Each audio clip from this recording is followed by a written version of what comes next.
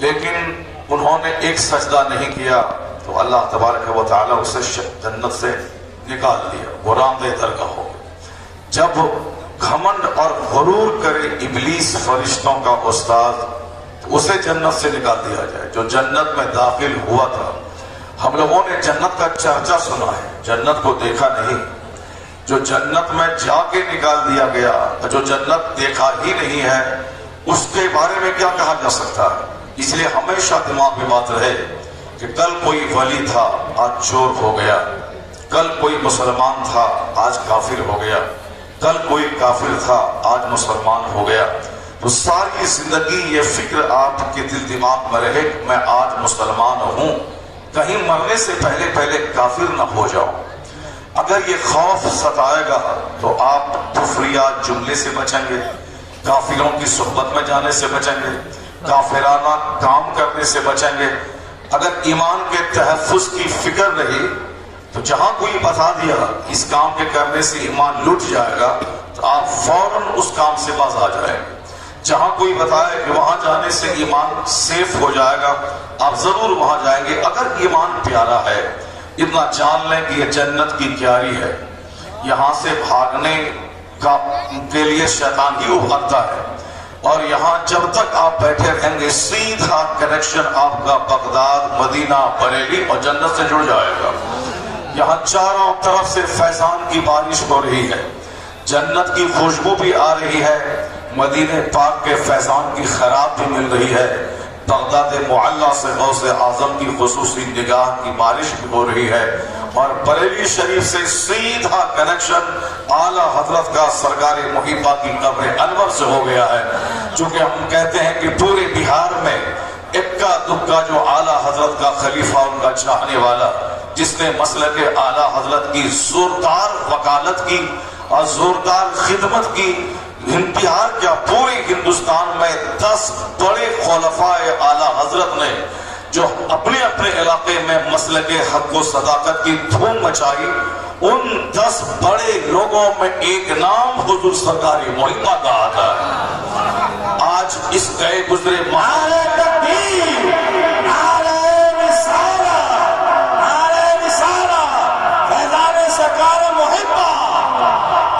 اعلیٰ حضرت رسول پاک کی عطا بن کر بریلی میں تشریف لائے۔ اب انہوں نے ساری زندگی سرکار کے عشق کا جام پھلایا۔ انہوں نے پاک کی زمین میں ایک کٹھے کا اضافہ نہیں کیا۔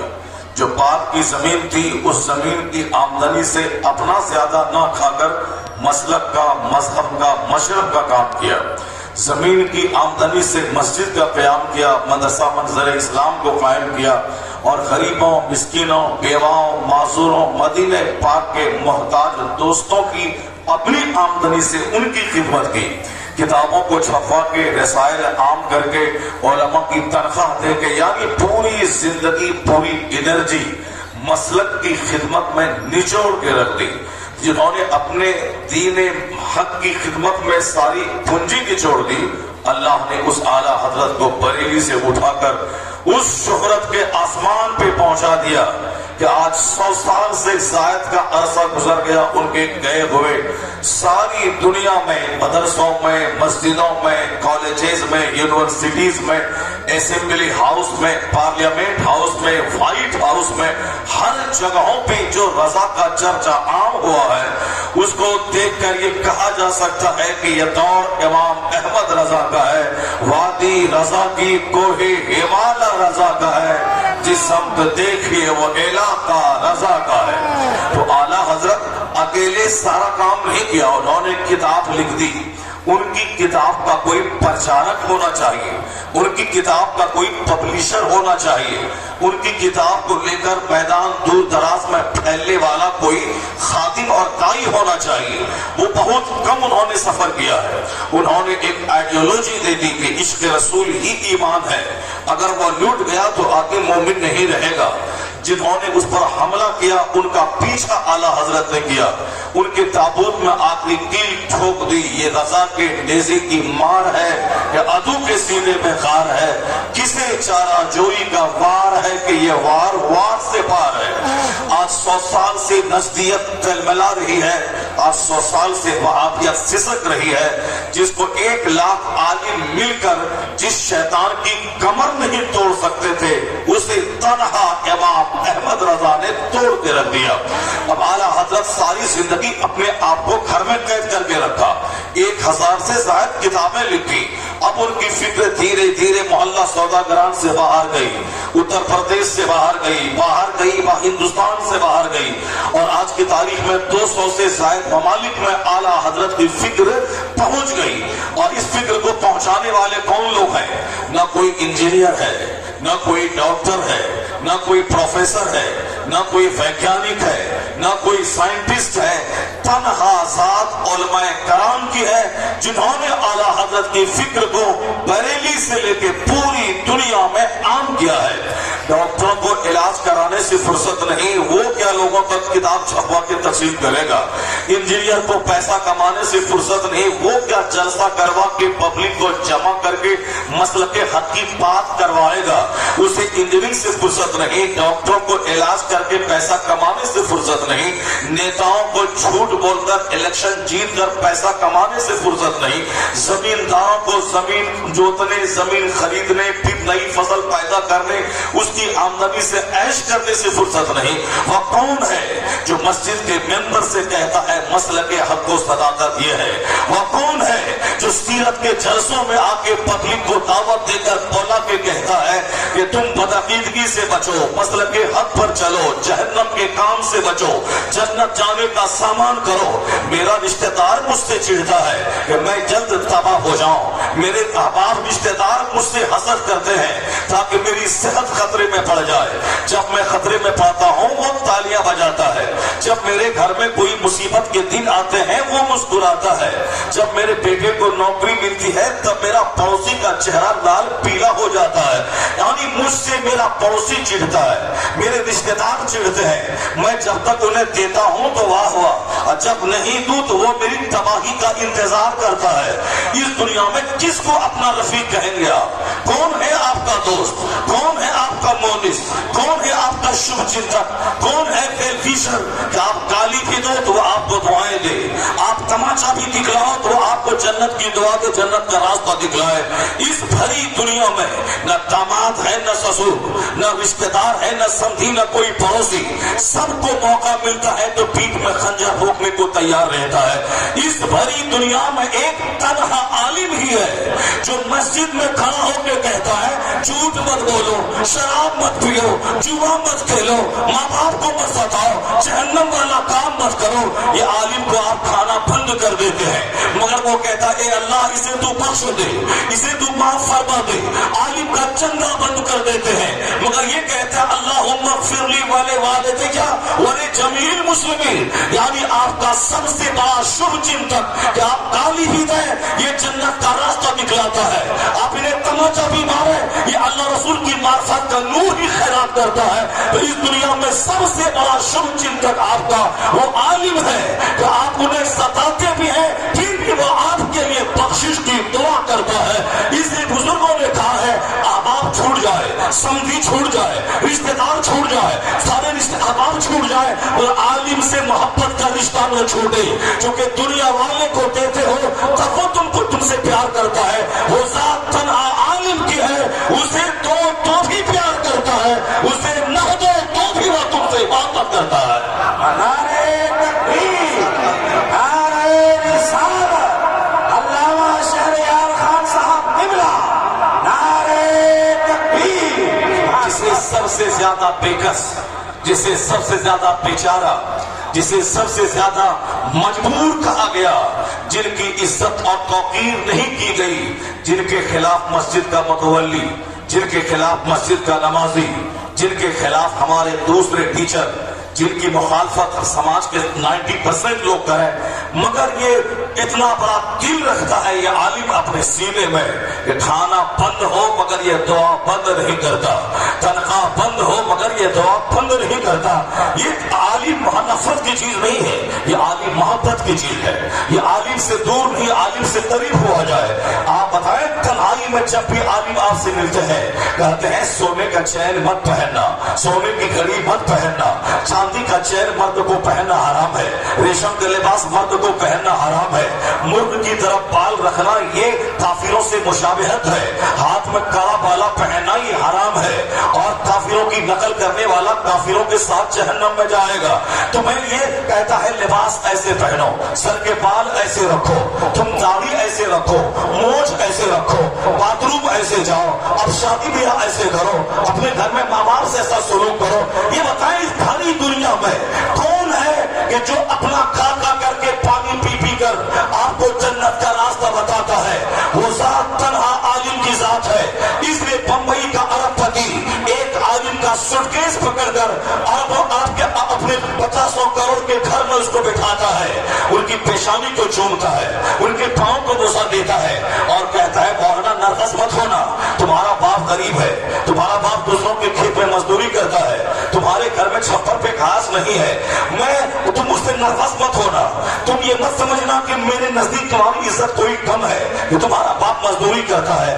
میں نے تمہارا سوٹ کیس تھام کر ایئرپورٹ سے یہاں تک لایا، میں نے تیری پیشانی کو بوسہ دیا، میں نے تیرے ہاتھ کو چوما ہے، میرے پاس کروڑوں کا گھر ہے، میرے پاس اربوں کی فیکٹری ہے، میرے پاس خربوں کا مارکیٹنگ کمپلیکس ہے۔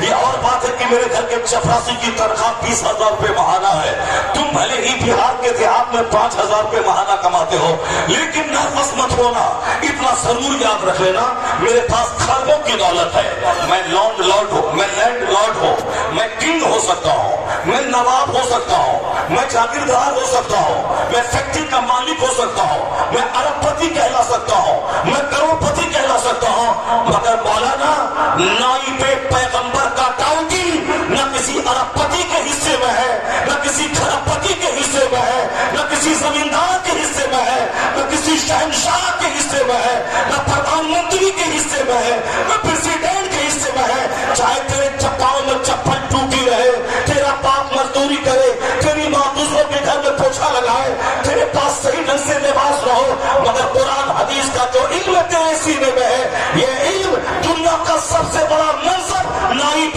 پیغمبر کا منصب دلایا، نائب رسول کا منصب دلایا۔ جو رسول پاک کے اخلاق کی جھلک جس میں ہوتی ہے، پیغمبر اعظم کی گلے میں لوگوں نے چادر ڈال کے کھینچا، پیغمبر اعظم کی راہوں میں لوگوں نے کانٹے چن چن کے بچھایا، پیغمبر اعظم کی پشت اقدس پر اونٹ کی اوجھڑی ڈال کر سجدے سے مصطفیٰ سر نہیں اٹھا پا رہے تھے تو کافر تالیاں بجا بجا کر ہنس ہنس کے ایک دوسرے پر گر رہے تھے۔ حضور کی حالت دیکھ کر کون جو کونین کے مالک و مختار ہے، جو عرب و عجم کے تاجدار ہے، ایک اشارے پہ سارے کفار قریش زمین میں دھنس گئے ہوتے، لیکن مصطفیٰ نے جو مصیبتیں سہی ہیں، مصیبتیں اٹھائی ہیں، پتھر کی بارش ان پہ کی گئی، 3 سال تک ابو طالب کی گھاٹی میں مصطفیٰ کے خاندان سمیت ان کا سوشل بائیکاٹ کیا گیا۔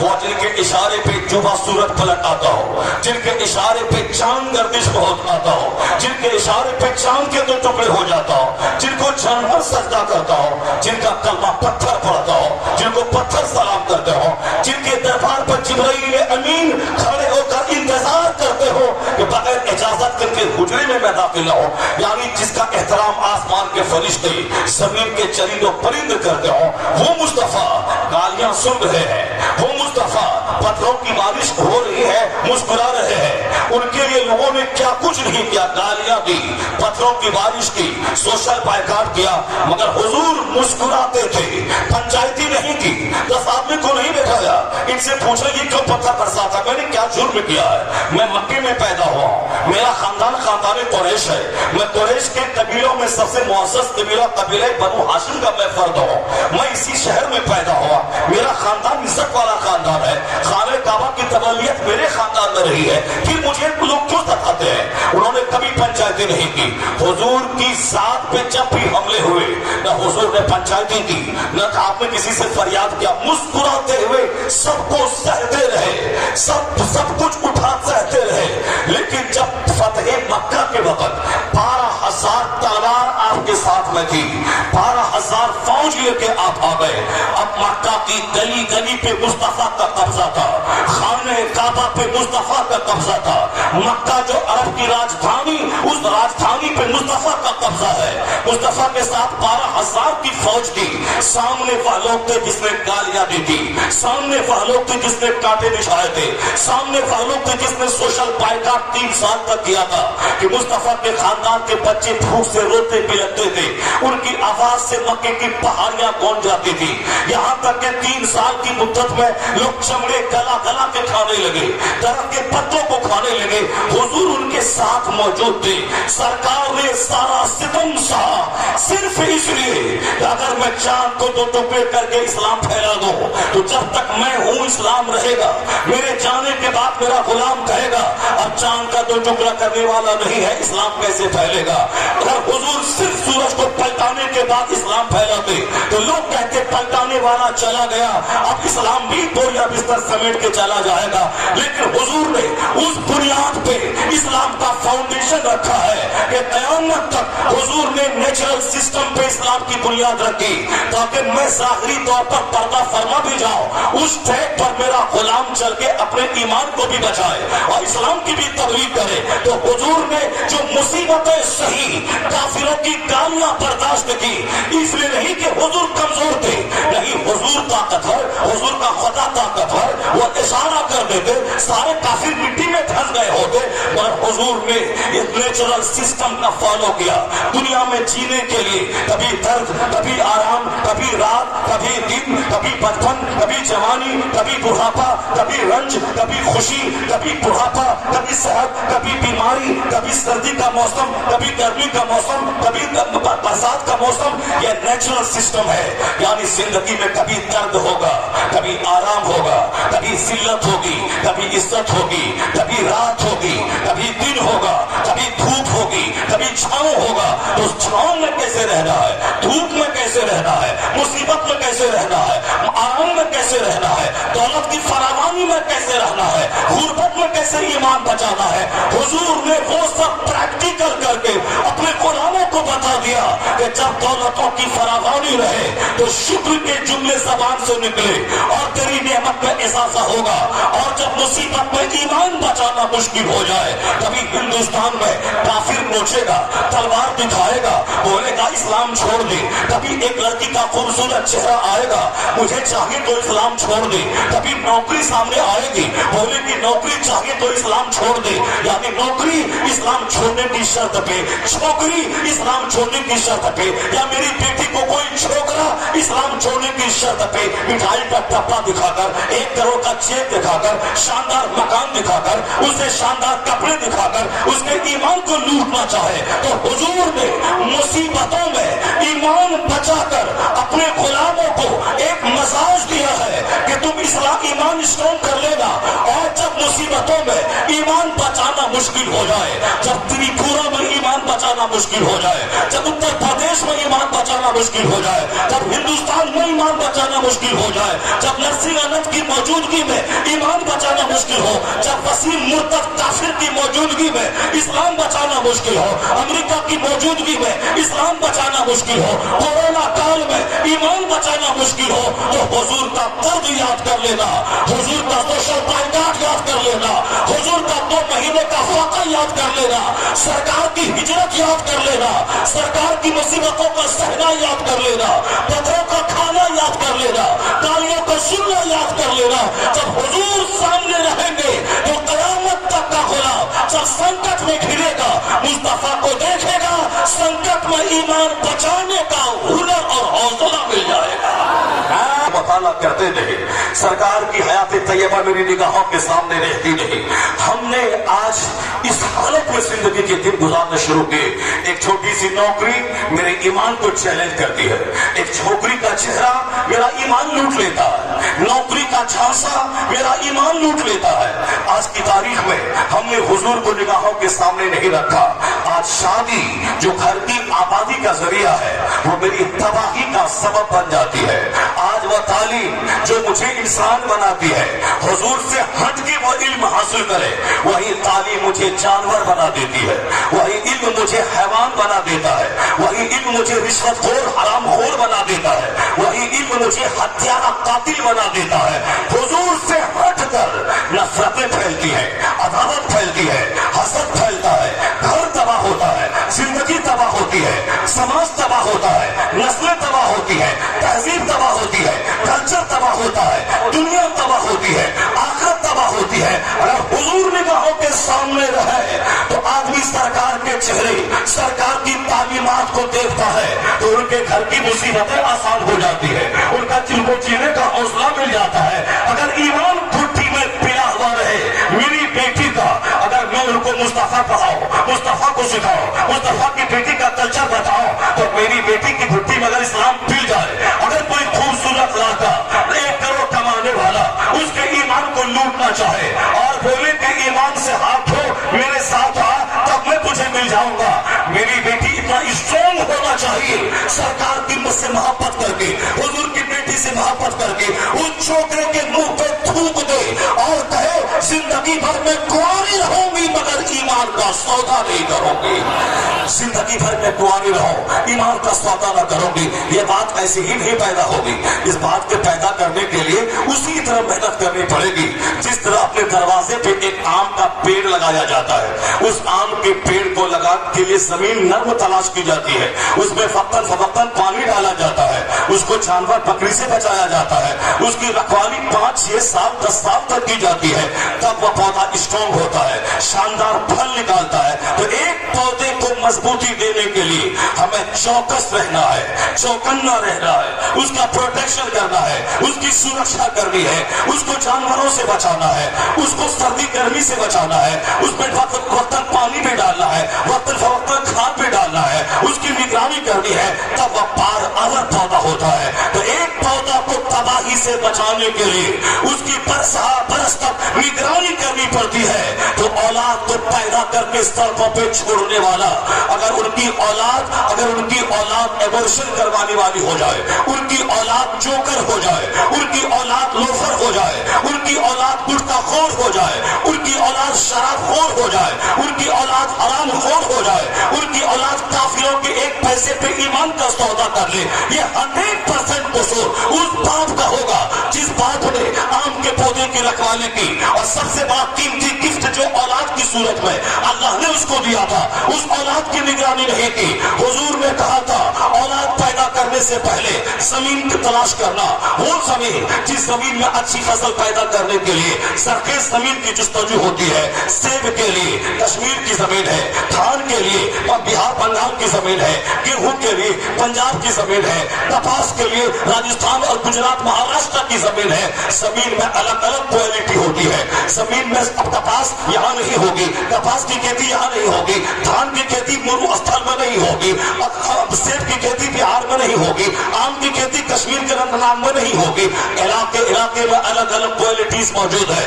جس طرح زمین سے فصل پیدا کرنے کے لیے اس زمین سے ریلیونٹ چیزیں چاہیے, وہ جو فصل پیدا کرنے کے لیے اس سے متعلق زمین چاہیے, اسی طرح غوث پیدا کرنے کے لیے, قطب پیدا کرنے کے لیے, ابدال پیدا کرنے کے لیے, شریف پیدا کرنے کے لیے, نیک پیدا کرنے کے لیے, نمازی پیدا کرنے کے لیے, عالم ربانی پیدا کرنے کے لیے, سماج کا سب انسان پیدا کرنے کے لیے ویسی زمین چاہیے. جب زمین آ جائے, مناسب وقت پہ بیج ڈالا جائے اور جب پودا نکل آئے اس کی نگرانی کی جائے, یعنی اس پودے کو ایک عطیہ سمجھ کر, گفٹ سمجھ کر اس کو جانور سے بچانا ہے, حیوان سے بچانا ہے, کیڑے مکوڑوں سے بچانا ہے, اس کی سرکشا کی ساری فکر کرنی ہے. جب بچہ ماں کے پیٹ میں رہے تو کیا کرنا ہے, جب پیدا ہو تو کیا کرنا ہے, جب 2 سال کے بعد اس کی عمر ہو تو کیا کرنا ہے, جب 7 سال کی عمر ہو, 4 سال 4 مہینے 4 دن کی عمر ہو تو کیا کرنا ہے, 7 سال کی عمر ہو تو باپ کو کیا کرنا ہے,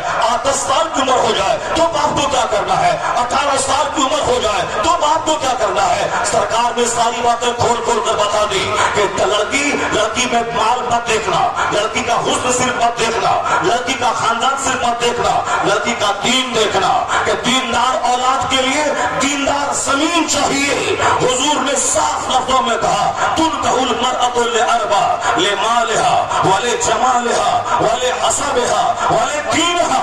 شادی میں عورتوں میں 4 چیزیں دیکھی جاتی ہے. عورتوں کا حسن دیکھا جاتا ہے, خوبصورتی دیکھی جاتی ہے. عام طور پر شادی میں عورتوں کا مال دیکھا جاتا ہے, عام طور پر شادی میں عورتوں کا خاندان دیکھا جاتا ہے, اور عورتوں کا اخلاق اور دین دیکھا جاتا ہے. حضور نے کہتے ہیں کہ صرف حسن مت دیکھنا, لا تزوجوا النساء لحسنهن, صرف عورتوں کا حسن دیکھ کے نکاح مت کرنا.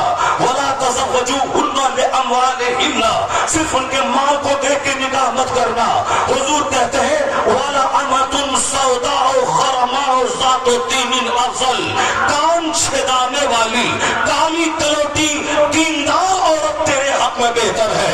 اس لیے کہ حسن کا جلوہ چند دن کے لیے رہتا ہے, مال ہلدی چھاؤں کی طرح رہتا ہے, اور اخلاق پرماننٹ چیز ہے, دینداری پرماننٹ چیز ہے. حسن آج ہے کل ختم ہو جائے گا, مال آج ہے کل لٹ جائے گا. ممکن ہے کہ اس کا مال اسے مغرور بنا دے, اس کا حسن اسے تباہ کر دے. تو دینداری تم ترجیح دینا.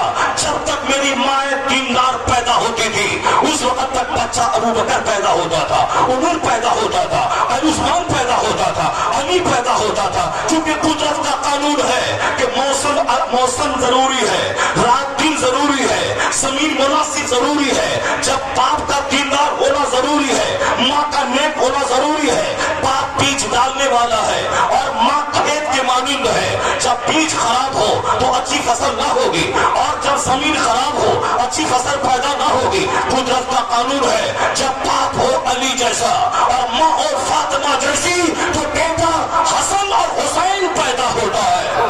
جب باپ ہو سید سارے جنگی دوست جیسا, ماں ہو سر سے لے کے پاؤں تک متقی پرہیزگار تقویٰ کا نمونہ, زبان خطاصے سے, آنکھ خطاصے سے, پاؤں خطاصے سے, شرمگاہ خطاصے سے, ہاتھ خطاصے سے. یعنی ایسی لڑکی جس کو باپ پیار سے کہتا ہو یا گونگی ہے یا اپاہج ہے یا لولی ہے یا لنگڑی ہے. لنگڑی کا مطلب کیا ہے, اس کا پاؤں کبھی گناہ کی طرف نہیں چلا. یا گونگی ہے, زبان سے کبھی خلاف حق کوئی بات نہیں بولی. یا اندھی ہے, یعنی آنکھ کسی گناہ کو اٹھا کے نہیں دیکھا. یہ کان کی بہری ہے, کان میں کبھی گانے بجانے گناہ کی آواز نہیں پہنچی. نیکی کا پتلا ہے ان کی بیٹی, نیکیوں کا مجسمہ ہے. اللہ کا کیسا ہے, رات بھر سجدہ ہے اور دل میں جہاد ہے. اور کبھی خلاف تقویٰ کوئی کام ہو جائے, اس داغ کو دھونے کے لیے 10 سال کی نوکری ہے. وہ کام حرام نہیں تھا, وہ حرام نہیں تھا, وہ صرف خلاف تقویٰ تھا, خلاف احتیاط کام تھا. خلاف تقویٰ کا داغ دھونے کے لیے 10 سال کی نوکری. اب تو معاف کر دو, یہ دنیا کی تکلیف تھی 10 سال کی, کم سے کم قیامت کے دن اللہ کے سامنے میں بیدار بن کے جاؤں. یہ اسلامی فکر ہے.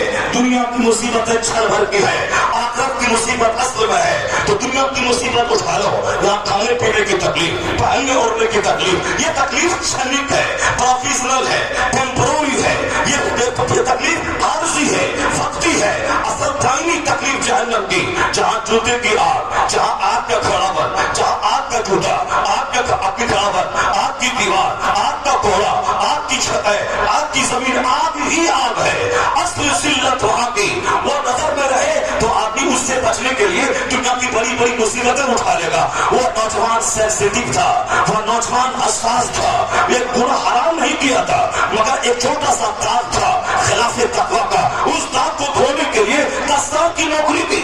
اب بھی انہوں نے شرط رکھی, ایک بیٹی ہے لولی لنگڑی, اپاہج نکاح کرنا ہوگا. اگر کوئی میرے جیسا کوئی لڑکا ہوتا تو کہہ دیتا کہ میں 10 سال کی نوکری کیا ہوں چھوٹے جرم کے بدلے میں, اور یہ بڑا جرم ساری زندگی اس کا بوجھ ہوتا ہے. مجھے نہیں, آپ معاف کرو نہ کرو, میں یہاں سے جاتا ہوں. لیکن اللہ کا ڈر دماغ میں بس جائے. وہ گناہ صغیرہ سے بھی ڈرتا ہے, وہ گناہ کبیرہ سے بھی ڈرتا ہے, وہ خلاف تقویٰ سے بھی ڈرتا ہے. جب وہ اللہ کا ڈر سینے سے نکل جائے, وہ گناہ کبیرہ کو بھی چھوٹا گناہ سمجھتا ہے, بڑا گناہ کو بھی چھوٹا گناہ سمجھتا ہے. اس لیے میں کہتا ہوں کہ جو اللہ سے ڈرنے والا ہوگا وہ وہ دوسروں کی دیوار سے مٹی سے لے کر استنجا کرنے میں بھی ڈرے گا، اسی گناہ کی پکڑ ہوئی تو میں آگ میں جل جاؤں گا، دوسروں کے چھپر سے تنکا لے کے خیال کرنے سے ڈرے گا، اگر اسی کی گرفت ہوئی تو میں جہنم میں جل جاؤں گا، وہ دوسروں کی چپل چوری کرنے سے ڈرے گا، اس گناہ کی پکڑ ہوئی میں جہنم میں چلا جاؤں گا، کسی کافر کی پیروی سے ڈرے گا، اگر اس گناہ کی گرفت ہوئی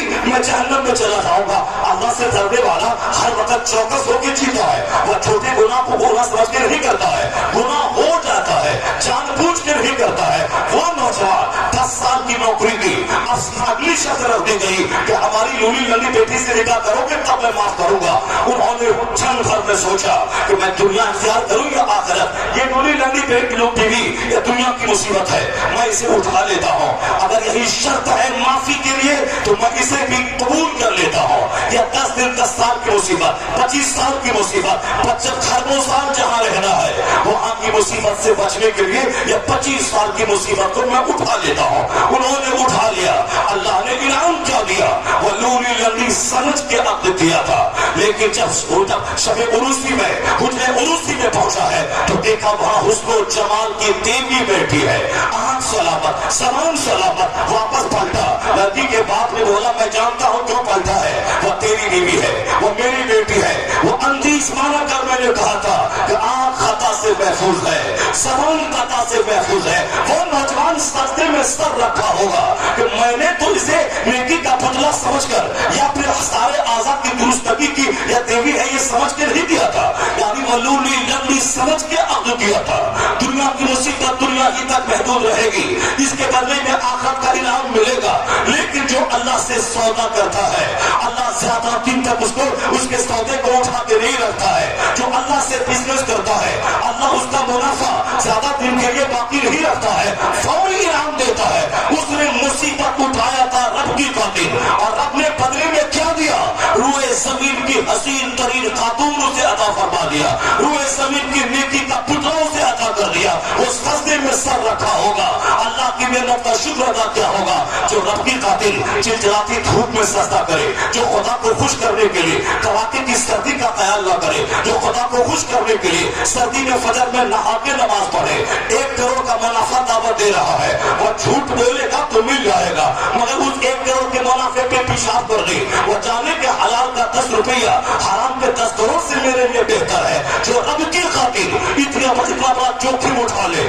حرام کو تھوک دے، حلال کے 10 کو لے لے، حرام کے 10 کروڑ کو چھوڑ دے، جو رب کی خاطر گالی سن لے، لڑائی جھگڑا کو چھوڑ دے، جو رب کی خاطر صبر تناز سے کام لے، نہ موسم اسے بدل سکے نہ سامان اسے بدل سکے، وہ ہر حال میں اڑگ رہے، تو جو رب سے سودا کرتا ہے رب اسے ذلت سے بچاتا ہے، رسوائی سے بچاتا ہے، رب اسے عزت دیتا ہے، دونوں جہان کی سچی خوشی دیتا ہے۔ رب کی خاطر سودا کر کے تو دے، رب کی خاطر گالی سن کے دے، رب کی خاطر تماچا کھا کے دے، رب کی خاطر بے عزتی اٹھا کے دے، رب کی خاطر سارا ستم اٹھا کے دے، فوری انعام ملتا ہے۔ اس نوجوان نے رب کی خاطر وہ لولی لنگی سے نکاح کیا تھا، ایسا نہیں کہ کرامت کے طور پر وہ جان لیا تھا لڑکی ایسی نہیں ہے، نہیں کتاب بتاتی ہے اس نے لولی لنگی سمجھ کے اٹھایا تھا، اب رب نے اسے دنیا کی حسین ترین عورت کو اس کی حصے عطا فرما دیا تاکہ جنت میں نہیں یہی اس مصیبت اٹھانے کا اجر مل جائے۔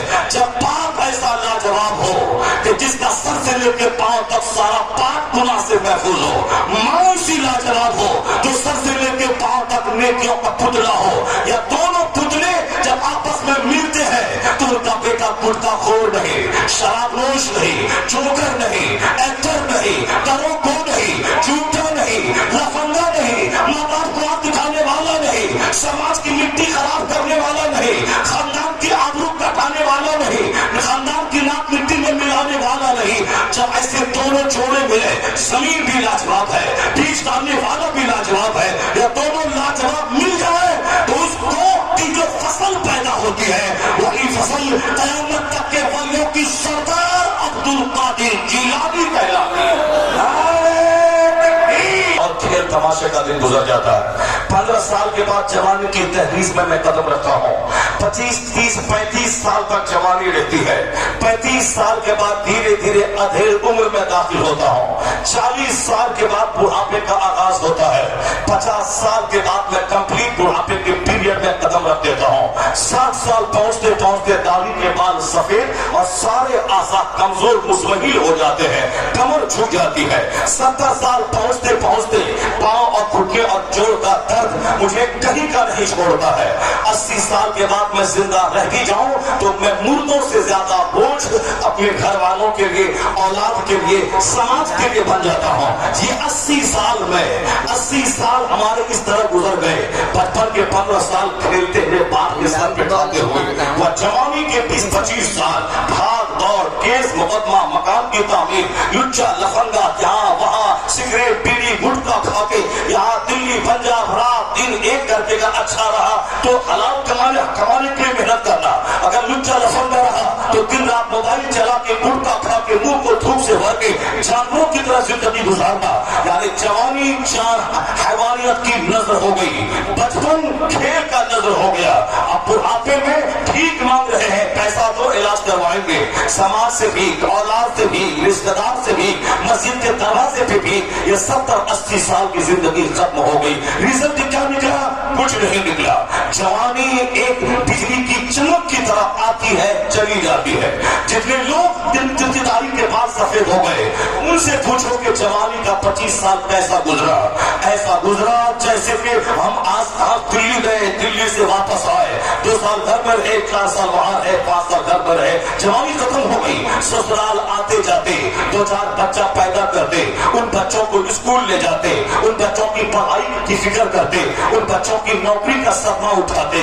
इसी में 25 साल की जवानी खत्म हो गई। अब वही लड़की थी जिसकी खातिर तुमने मस्जिद छोड़ा था, जिसकी खातिर तुमने माँ बाप की आबरू लुटाई थी, जिसकी खातिर तुमने सारी अपने खानदान की नाक कटवाई थी, अब वही लड़की तुम्हारे सामने है, मगर तुम्हें कोई दिलचस्पी नहीं रही। क्यों? चेहरे का चमड़ा लटक चुका है, उनकी जवानी ढल चुकी है, अब उनकी जवानी बुढ़ापे में तब्दील हो चुकी है। ये 25 साल के चंद दिन ऐश करने के लिए अपनी सेहत को गंवाना, अपनी जन्नत को गंवाना, अपनी आखिरत को लुटाना। अगर तुम पीएम बन जाते मोबाइल देख देख कर, हमारा कलेजा ठंडा हो जाता। तुम एसपी बन जाते मोबाइल देख देख कर, सारे उलमा तुम्हारे लिए दुआ देते। अगर तुम आईएएस ऑफिसर बन जाते मोबाइल देख देख कर तो हमारा दिल ठंडा होता। चलो कम से कम 30-35 करोड़ मुसलमानों की मौजूदगी में ये मेरा बेटा मोबाइल चला चला के पीएम तो बन गया, एसपी तो बन गया, वो हमको एक टाका नहीं देगा। पर मुस्लिम समाज का एसपी है, मुस्लिम समाज का पीएम है, मुस्लिम समाज का वैज्ञानिक है, मुस्लिम समाज का साइंटिस्ट है, मेरा कलेजा ठंडा हो जाएगा।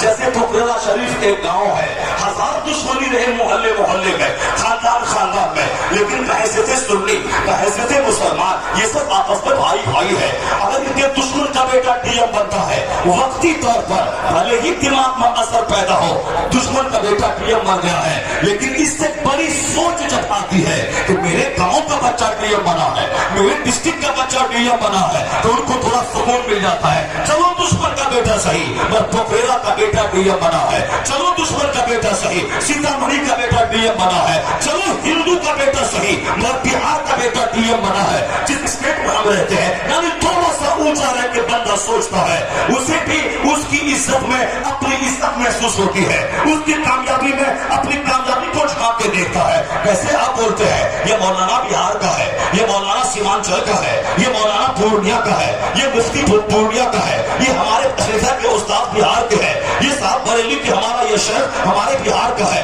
ये शेख का खादिम मेरे बिहार का है, वहाँ का सबसे बड़ा मुफ्ती मेरे डिस्ट्रिक्ट सीतामढ़ी का है, वहाँ का सबसे बड़ा उस्ताद अमीरुल रजा का वो हमारे बिहार का है, वो है दूसरे डिस्ट्रिक्ट का, वो है दूसरे गांव का, जिसका खानदान का नाम तक मैं नहीं जानता, लेकिन थोड़ा सा नाश होता है डिस्ट्रिक्ट के बल पर, स्टेट के नाम पे नाश होता है। उसी तरह अगर तुम मोबाइल चला चला के पीएम बन गए होते, या मास्टर भी हो गए होते, या एसपी हो गए होते, या साइंटिस्ट बन गए होते, तो हिंदुस्तान का सारा मुसलमान का कलेजा ठंडा होता।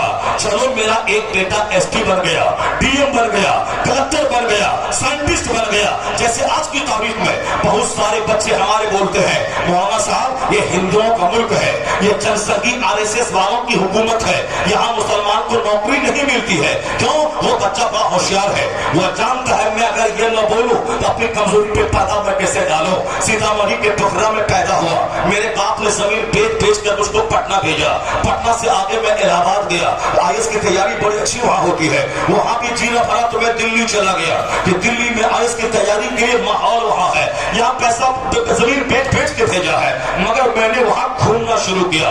40,000 का मोबाइल, 60,000 का मोबाइल, कपड़ा चेंज करना, प्रेस करना, शाम में 2 घंटे घूमना, अच्छा खाना पीना, यहाँ बाप जमीन बेचकर अपनी नौकरी का पैसा भेज के पढ़ाया है, मगर वहां घूम रहा है, नौकरी नहीं मिली, आईएएस में बैठा, पीटी नहीं निकाल पाया, कभी पीटी निकाला मेंस में फेल हो गया, कभी मेंस निकाला ओरल वाइवा में छट गया, अब वहां से लौट के 3 बार बैठा, तीनों बार नाकाम हो गया, लौट के घर आया, बाप बोलता है मैंने तेरे पीछे 5 करोड़ रुपए खर्च किए हैं मगर तुम आईएएस ऑफिसर नहीं बन पाए। तो बेटा क्या बोलता, अबू ये हिंदुओं का मुल्क है, ये खैरों का मुल्क है, यहाँ मुसलमान को नौकरी नहीं मिलती है, मुसलमान के बच्चे को नौकरी नहीं मिलती है, मुसलमान के बच्चे को नौकरी नहीं मिलती है, यहाँ वहां सारे जनसंघी बैठे हुए हैं, आरएसएस के लोग बैठे हुए हैं, कैसे नौकरी मिलेगी। अब्बू बाप जाहिर गांव देहात का, चलो बेटे की बात मान ली, अब क्या करना है, अब चलो ऑटो खरीद लो, ऑटो चलाओ।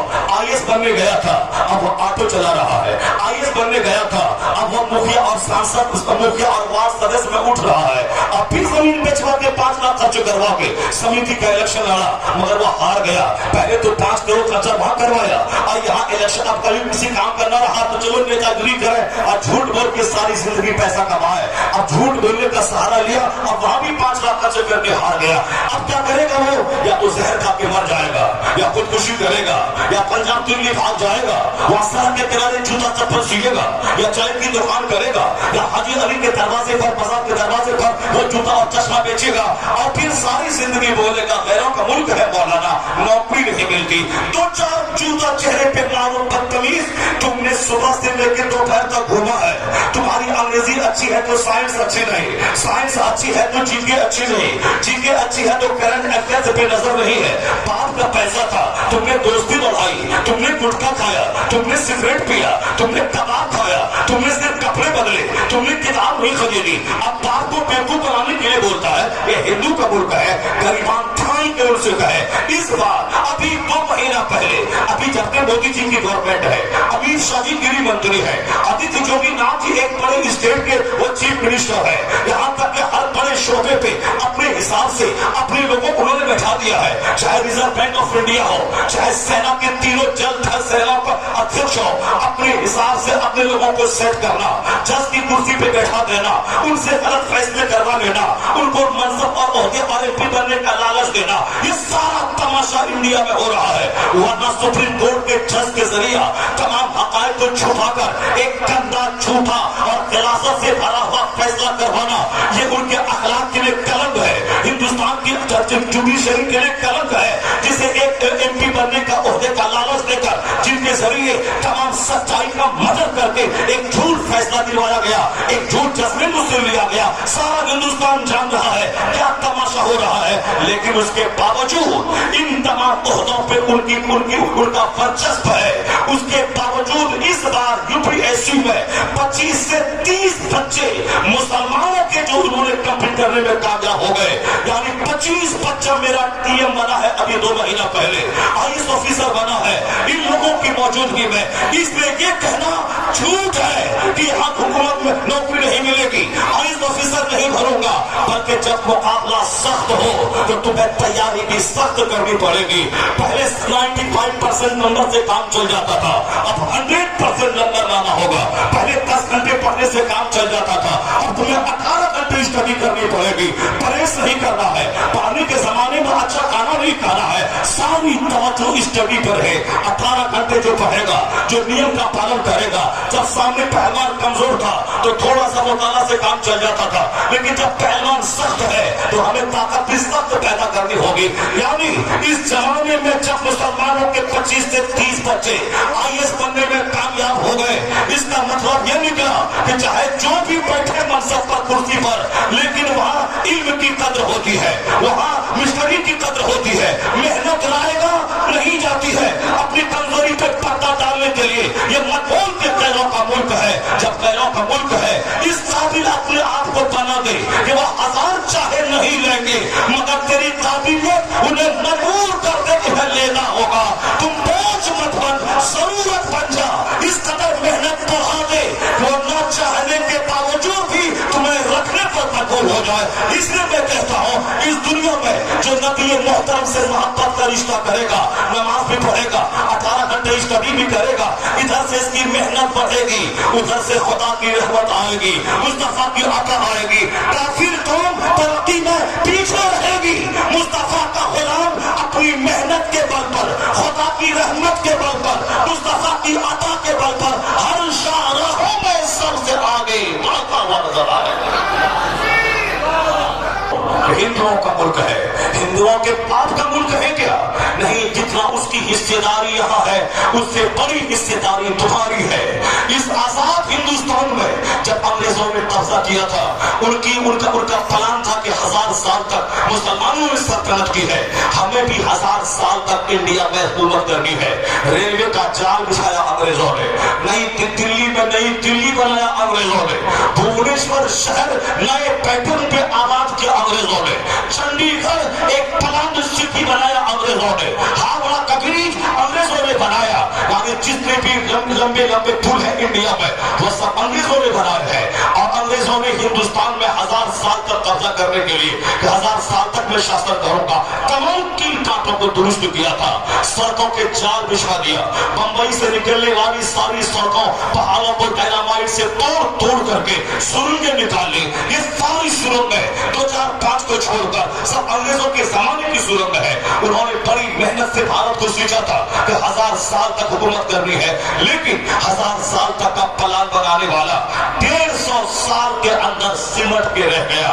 उसे 150 साल के अंदर सिमटना पड़ा, कोयला बिस्तर समेट कर और लंदन भागना पड़ा, 7 समंदर भागना पड़ा। किसने उनको भगाया है? हाँ, गांधी की मेहनत है सबसे अखीर में, नेहरू की मेहनत है किचन में हल्दी लगाकर बावर्ची बनने की, कोई दूसरे लोगों की उंगली कटा के शहीद बनने की, लेकिन जो फांसी के फंदे को चूम के अंग्रेजों का तेवर कमजोर किया हो, जिन्होंने अंग्रेजों की आंखों में आंखें डालकर शेर की एक दिन की जिंदगी गीदड़ की 100 साल की जिंदगी से बेहतर है, ये नारा देकर अंग्रेजों का हौसला पस्त किया। वह कौन था? वह टीपू सुल्तान था, जिसने मैदान में आकर के कहा था, एक दिन मैं जिंदा रहूंगा शेर की तरह, गीदड़ की 100 साल की जिंदगी से बेहतर है, मैं नहीं जीना चाहता तुम्हारी जी हुजूरी करके, एक दिन जीऊंगा शेर की तरह। बहुत सारे को पछाड़ा, आखिर में इज्जत के साथ शहादत की मौत पाया। अंग्रेजों ने टीपू सुल्तान के सर के पास खड़ा होकर कहा था, टुडे इंडिया इज आवर्स, आज हिंदुस्तान हमारा है। जब तक टीपू जिंदा रहा अंग्रेजों का पांव जमने नहीं दिया, लेकिन जिस दिन मेरा सूरमा शहीद हुआ उस दिन अंग्रेज कहता है अब मुझे भारत में पैर जमाने से कोई रोक नहीं पाएगा। यानी टीपू जब तक जिंदा अंग्रेजों को जमने नहीं दिया। अंग्रेज जहां 150 साल तक रहा, वही एक मुफ्ती सुन्नी जमात का उन्होंने जान को जोखिम में डालकर अंग्रेजों के खिलाफ फतवा जिहाद दिया, इसके खिलाफ जिहाद किया जाए। अल्लामा किफायत अली काफी ने, जिसे मुरादाबाद के लाल चौक पे फांसी दी गई, उन्होंने अंग्रेजों के खिलाफ फतवा जिहाद दिया था, इसके खिलाफ जिहाद करो। हजारों तलवार ने वो काम नहीं किया जो काम एक फतवा जिहाद ने दिया था। अंग्रेज के खिलाफ मुसलमानों में नफरत पैदा कर दी, हिंदुस्तानी में नफरत पैदा कर दी, तो उनके फतवे का रोल था। फजल खैर आबादी को काला कानून की सजा हुई, उन्होंने क्या जुर्म किया था? अंग्रेज के खिलाफ फतवा जिहाद दिया था। अल्लामा किफायत अली काफी को सूली में लटकाया गया, क्या जुर्म था? अंग्रेज के खिलाफ फतवा जिहाद दिया। अंग्रेजों का हौसला पस्त किया हमारे आलिम ने, उठने घुटने तोड़ दिए हमारे आलिम ने, उसको बोरिया बिस्तर समेट कर भागने पर मजबूर किया हमारे उलमा ने। तो अंग्रेजों हिंदुस्तान से भगाने में हमारे अइम्मा का रोल, हमारे उलमा का रोल, हमारे मुफ्तियों का रोल, हमारे मशाइख का रोल रहा है। यहाँ तक कि आला हजरत को कचहरी में बुलाया गया, आप अदालत کو چلی کہ اب میں اس عدالت کو عدالت نہیں مانتا جس پہ فاسقانہ قبضہ کر لیا گیا ہو. ہمیشہ انگریزوں کے اسلام کو اس کے سر کو نیچا کر کے لگاتے تھے اور کہتے تھے میں نے ایڈورڈ کا سر نیچے کر دیا, میں نے ایڈورڈ عبدال کا سر نیچا کر دیا. یعنی وہ خانقاہ میں بیٹھ کر انگریزوں کے خلاف مزاج دے رہے تھے. ان کی حکومت کو تسلیم نہیں کرنا ہے, ان کی نفرت کرنا ہے. اعلیٰ حضرت کے شہزادوں نے ان کے خلاف کوئی چھیڑ دی. یعنی انگریز 1000 سال کا پلان لے کے آیا تھا, مگر فتوے جہاد ہمارے مشائخ کی محنتوں میں 1857 کے غدر میں جن علماء کو سولی پہ لٹکایا گیا ان کے حوصلے نے انگریزوں کو پست کر دیا. بوریا بستر سمیٹ کر بھاگا. اگر آج ہندوستان آزاد ہے تو دوسروں کی محنتیں 25% ہے, 75% مصطفیٰ کے غلاموں کی محنت ہے. اب تم کیسے بولے گا کہ ہندوستان دوسروں کا ہے؟ نہیں, یہ ہندوستان ہمارا ہے, ہمارے بزرگوں کا ہے. ہندوستان مفتی اعظم ہند کا ہے, ہندوستان اعلیٰ حضرت کا ہے, ہندوستان محبوب الہی کا ہے, بچانے کافی کا ہے. ہندوستان کسی دوسرے کا نہیں, یہ ہندوستان سلطان ہند معین الدین چشتی خواجہ غریب نواز کا. نعرہ تکبیر, ہمارا ملک ہے ذلت کیوں, ہمارا ملک ہے رسوائی کیوں, ہمارا ملک ہے ہمیں بھگایا کیوں جا رہا ہے؟ اتنا ضرور یاد رکھیے گا, نیچرل سسٹم جس پہ میں زور دے رہا ہوں, جس پر میں بات کر رہا ہوں, جنت ملے گی صاحب ایمان کو مرنے کے بعد. نماز روزے حج و زکات کا انعام جنت ہے مرنے کے بعد. مگر دنیا میں 1000 بیگھہ زمین خریدنے کے لیے, اس 1000 بیگھہ زمین میں فصل پیدا کرنے کے لیے ہمیں صرف یہ بول کے نہیں رہ جانا ہے اللہ چاہے گا تو 1 لاکھ من دھان اپج کے میرے گھر میں آ جائے گا. یہ تو بالکل سچ ہے. اللہ چاہے گا تو 1 لاکھ من دھان اپج کے گھر میں آ جائے گا. اللہ چاہے گا تو میرا گھر سونے کا بن جائے گا. اللہ چاہے گا تو میرے گھر کی ساری کرسیاں ہیرے جواہرات کی بن جائیں گی. اس میں کوئی شک نہیں ہے, یہ بالکل سچ بات ہے. اللہ چاہے گا تب نہ, اللہ چاہے گا تب نہ گھر سونے کا بنے گا, اللہ چاہے گا تب نہ کرسی ہیرے کی بنے گی, اللہ چاہے گا تب نہ 1 لاکھ من دھان اپج کے آ جائے گا. تو اللہ یہ چاہتا ہے کیا میں گھر میں بیٹھا رہوں 1 لاکھ من دھان اپج کے آ جائے؟ اللہ یہ چاہتا ہے کیا میں گھر میں رہوں اور کوئی محنت نہ کروں میرا گھر سونے کا بن جائے؟ اللہ یہ نہیں چاہتا ہے. اللہ کیا چاہتا ہے؟ اللہ یہ چاہتا ہے کہ جب تم کو پکارا جائے وَإِذَا نُودِيَ لِلصَّلَاةِ مِن يَوْمِ الْجُمْعَةِ فَاسْعَوْا إِلَىٰ ذِكْرِ اللَّهِ. جب تمہیں پکارا جائے, اذان دی جائے تو دوڑ نماز کے لیے اللہ کے ذکر کی طرف. اور جب نماز مکمل ہو جائے تو فَانتَشِرُوا فِي الْأَرْضِ وَابْتَغُوا مِن فَضْلِ اللَّهِ. جب نماز ختم ہو جائے زمین میں پھیل جاؤ, اللہ کا رزق تلاش کرو, دکان میں بیٹھ جاؤ, نوکری کرو, ملازمت کرو, کھیتی باڑی کرو, صنعت و حرفت سے کام لو, زراعت سے کام لو. ہاتھ سب سے پسند اچھی کمائی ہاتھ کی کمائی ہے.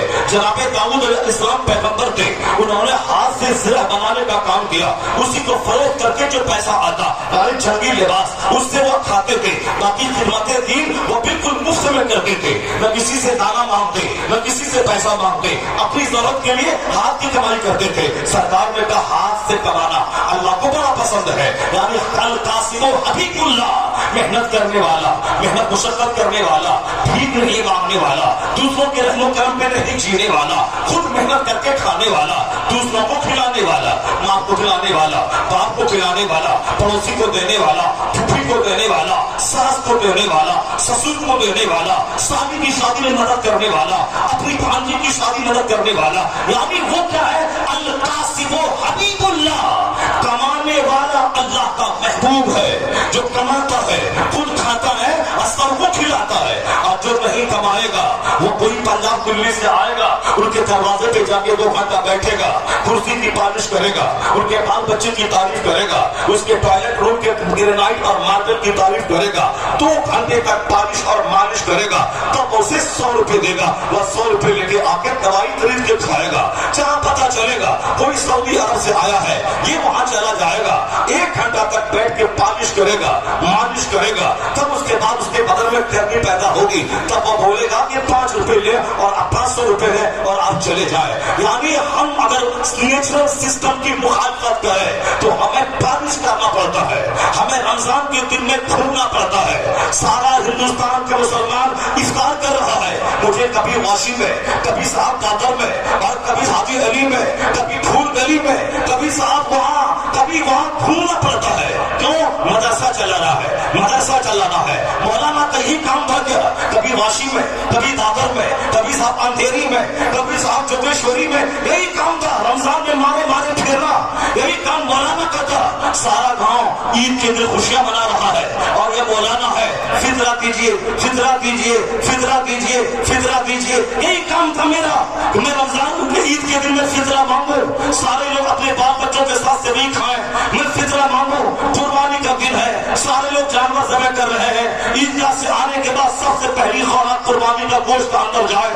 آیا نماز پڑھ کے فوراً بکرا ذبح کیا، گوشت بنوایا اور کلیجی کھایا اور صاحب سرکار کی سنت پہ عمل کیا کہ میں نے قربانی کے گوشت سے ہی میں نے آج پہلی غذا کا استعمال شروع کیا بقرعید کے دن میں. یہ تو بکرا ذبح کرے اور مولانا صاحب وہ گولا لے کے گھومے ہر گھر میں، چمڑا دیجیے، چمڑا دیجیے، چمڑا دیجیے، چمڑا دیجیے. یعنی سب بکرا ذبح کرے، میں چمڑا مانگوں. سب نیا کپڑا پہنے، میں فطرہ مانگوں. سب افطار اور شہری کرے اور میں رمضان میں تادر اور اندھیری میں فطرہ مانگوں، خیرات مانگوں اور زکات مانگوں. اور جہاں انتظار کروں کوئی سعودی عرب سے آ رہا ہے، میں دروازے پہ جا کے 2 گھنٹے تک بیٹھ کے ان کی ملازمت کی. وہ دن میں 10 بجے اٹھا ہے، رات کے 4 بجے سویا ہے، موبائل چلا چلا کے، مگر ہم کو لینا ہے 2000 روپے. اب میں پالش لگاتا ہوں. کیا شاندار چہرہ بن کے آیا ہے سعودی عرب سے، کیا شاندار کپڑا ہے، کیا شاندار صوفہ ہے، کیا شاندار گدا ہے. تو 5000 روپے لینا ہے. اب 5 گھنٹے تھک آیا اس آدمی نے. وہ رات میں 4 بجے سویا ہے موبائل چلا کر اور صبح 10 بجے اٹھا ہے وہ. اس کے بعد میں اس کی تعریف کر رہا ہوں. نماز پنجگانہ پڑھنا فرض اعظم ہے، نماز کا چھوڑنا گناہ اعظم ہے. جس طرح جھوٹ بولنا حرام، شراب پینا حرام، زنا کرنا حرام، اسی طرح فجر، ظہر، عصر، مغرب، عشاء چھوڑنا حرام. یہ نماز پنجگانہ فرض اعظم ہے، سب سے بڑا فرض ہے. اس کا چھوڑنا بھی گناہ اعظم ہے. شراب پینے سے بڑا گناہ ہے نماز پنجگانہ چھوڑنا. زنا کرنے سے بڑا گناہ ہے نماز پنجگانہ چھوڑنا. قیامت کے دن سب سے پہلا سوال کسی کا ہوگا، تم نے نماز پنجگانہ ادا کی یا نہیں کی. حضور نے فرمایا ہے بے نمازی کا حشر فرعون کے ساتھ ہوگا، بے نمازی کا انجام قارون کے ساتھ ہوگا. بے نمازی کا حشر کے لیے میں ایک اسلامی مزاج بنا رہا ہوں. مجھے بولنا تو بہت کچھ تھا، میں سوچا تھا کہ 9 بجے بیٹھ جاؤں اور 12 بجے میں تقریر ختم کروں. 3 گھنٹے کا خطاب، چونکہ اتنا بڑا مجمع، سنجیدہ مجمع بہت کم دیکھنے کو ملتا ہے. میں تو یہ سوچا تھا کہ 3 گھنٹے میں کم سے کم 10-20 باتیں میں آپ تک پہنچاؤں. ممکن ہے کہ دوبارہ آپ سے ملاقات ہو یا نہ ہو، کم سے کم ایک روحانی خوراک کا مجموعہ آپ تک پہنچ جائے، نصیحتوں کا گلدستہ پہنچ جائے. تنہائی میں بیٹھ کر اس کو آپ ریوائز کریں تو پتا چلے کہ میں کیا کرنا تھا، میں کیا کر گیا. مجھے کیا کرنا تھا، میں کیا کر گیا. مجھے کیسے جینا تھا، میں کیسے میں جی رہا ہوں. میں احساس دلانے کے لیے چند باتوں کا ایک گلدستہ لے کے آپ کے سامنے حاضر ہوا ہوں. امید کرنا، لعنت ملامت کرنا، آپ کو نیچا دکھلانا خدا کی قسم قطعی فقیر کا، ہمارے کسی عالم کا مقصد نہیں ہوتا.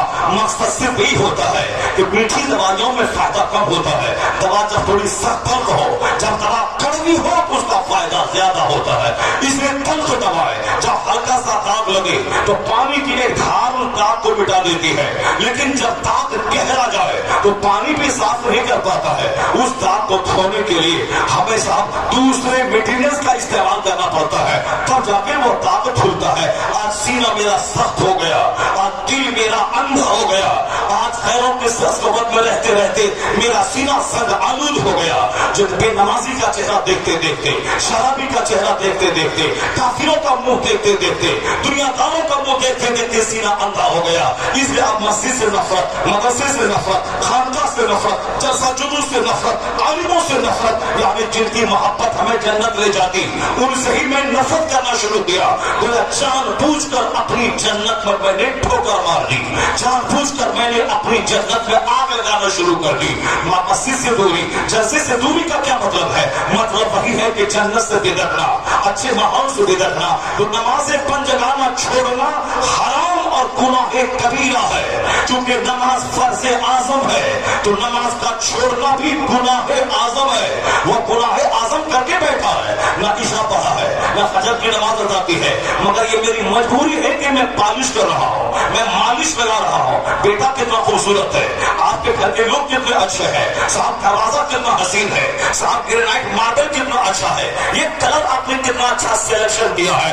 जब मैं खूब तारीफ करता हूँ तब बदन में हरकत होती है, तब अंदर जाता है, तब जाके वो 1000 या 2000 रुपए की रसीद कटवाता है।